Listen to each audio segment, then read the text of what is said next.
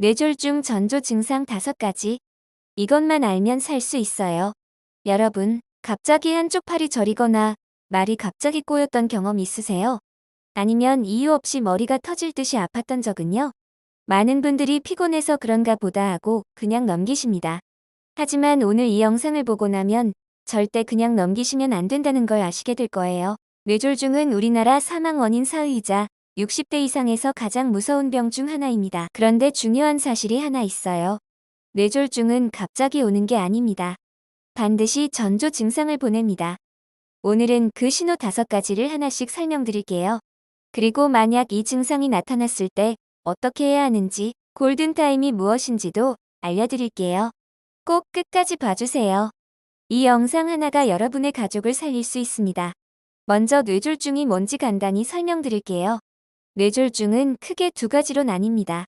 첫 번째는 뇌혈관이 막히는 뇌경색이고, 두 번째는 뇌혈관이 터지는 뇌출혈이에요. 2가지 모두 뇌로 가는 혈액이 끊기면서 뇌세포가 죽기 시작합니다.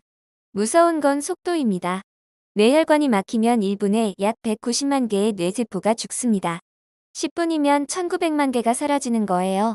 그래서 골든타임 3시간 안에 치료를 받는 것이 생사를 가릅니다. 치료를 받더라도 반신마비, 언어장애, 기억력 저하 같은 후유증이 남을 수 있어요. 하지만 전조 증상을 미리 알고 빠르게 대처하면 이런 결과를 막을 수 있습니다. 이제 5가지 전조 증상을 하나씩 알아보겠습니다. 첫 번째 증상입니다. 갑자기 한쪽 팔다리에 힘이 빠지거나 감각이 없어지는 것입니다. 특이한 건 양쪽 다 아닌 한쪽만 그렇다는 거예요. 오른쪽 팔에만 또는 왼쪽 다리에만 이런 증상이 나타납니다. 젓가락을 들다가 갑자기 떨어뜨린다든지 걷다가 한쪽 다리에 힘이 풀려 휘청거리는 식이에요. 이게 왜 생기냐면 뇌는 왼쪽 뇌가 오른쪽 몸을, 오른쪽 뇌가 왼쪽 몸을 조절하는데요. 뇌혈관이 막히면 그 뇌가 담당하는 쪽 몸에 신호가 안 가는 겁니다. 이 증상이 생겼다 몇 분 만에 사라지더라도 절대 그냥 넘기시면 안 됩니다.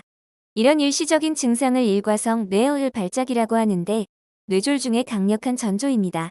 발생 후 48시간 내에 뇌졸중이 올 확률이 20%나 됩니다. 두 번째 증상입니다. 갑자기 말이 어눌해지거나 말하려는데 말이 안 나오는 것입니다. 또는 상대방의 말을 갑자기 이해 못하게 되기도 해요. 분명히 아는 단어인데 혀가 마음대로 안 움직이거나 단어가 생각이 안 나는 겁니다. 주변에서 봤을 때 갑자기 말을 더듬거나 횡설수설하거나 발음이 뭉개지는 것처럼 보입니다. 뇌의 언어 중추가 손상되면 이런 증상이 나타납니다. 대부분의 사람은 왼쪽 뇌의 언어 중추가 있어서 왼쪽 뇌혈관에 문제가 생기면 이 증상이 옵니다. 이 증상이 몇 분 만에 사라졌다면 더 위험합니다. 뇌가 잠깐 혈액 공급을 못 받았다는 신호이기 때문에 곧 더 큰 뇌졸중이 올 수 있다는 경고입니다. 증상이 사라졌다고 안심하지 마시고 즉시 응급실로 가주세요. 세 번째 증상입니다. 갑자기 한쪽 눈이 안 보이거나 시야 한쪽이 까맣게 보이는 증상이에요. 또는 사물이 2개로 겹쳐 보이는 복시 증상이 나타나기도 합니다. 중요한 것은 갑자기라는 점이에요. 원래 눈이 나쁜 게 아니라 평소에 잘 보이던 눈이 갑자기 한쪽이 안 보이는 겁니다. 이게 왜 생기냐면 뇌의 시각 중추나 눈으로 가는 혈관에 문제가 생겼기 때문이에요. 안과 질환과 헷갈리기 쉬운데 가장 큰 차이는 갑작스러움입니다. 안과 질환은 서서히 악화되지만 뇌졸중으로 인한 시야 장애는 순식간에 옵니다. 이 증상이 나타나면 눈 문제라고 생각하지 마시고 뇌 문제를 먼저 의심해주세요. 네 번째 증상입니다. 평소에 느껴본 적 없는 극심한 두통이 갑자기 오는 거예요. 환자들이 인생에서 가장 심한 두통이라고 표현할 정도입니다. 망치로 머리를 갑자기 내리치는 것 같은 느낌이라고들 하세요. 이건 뇌혈관이 터지는 뇌출혈 때 특히 많이 나타납니다. 일반적인 편두통이나 긴장성 두통과는 다릅니다.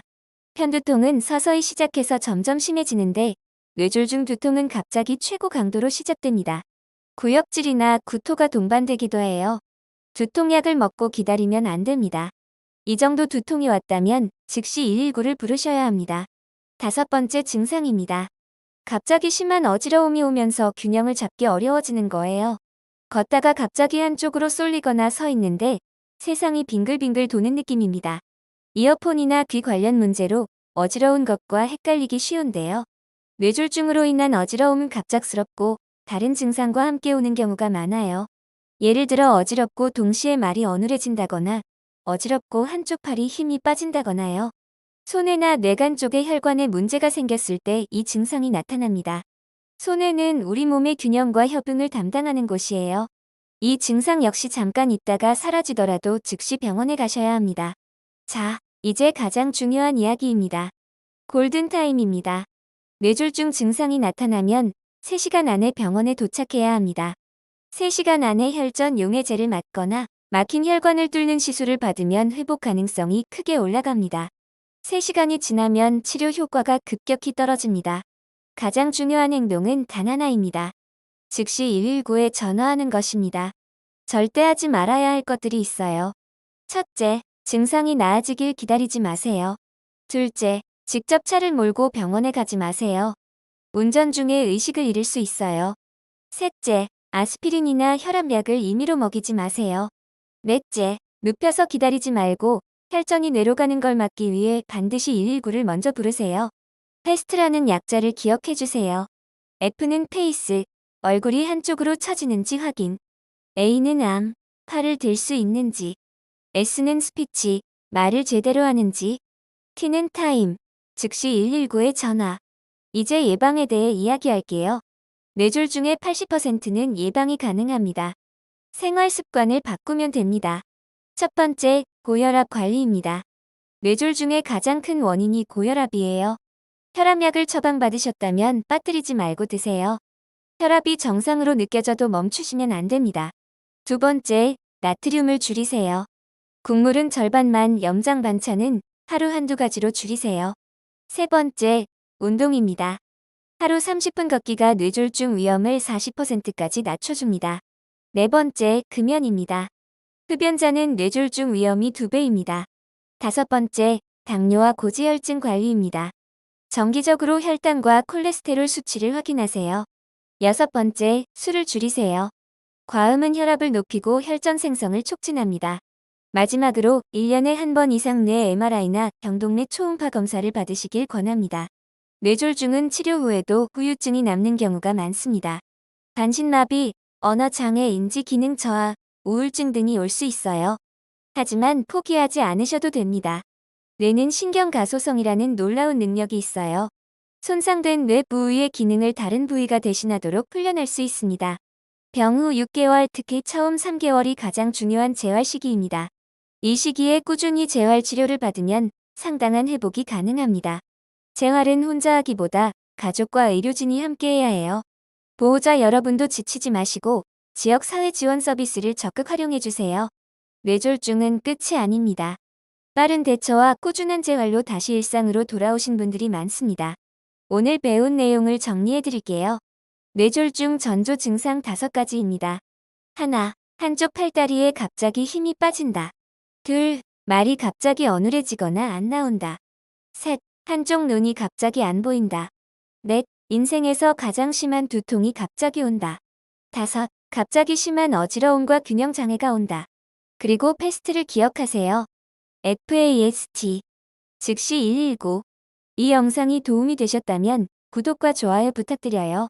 그리고 지금 이 영상을 부모님이나 배우자, 가족에게 공유해주세요. 여러분의 공유 하나가 소중한 생명을 살릴 수 있습니다. 건강하고 행복한 하루 보내세요. 감사합니다.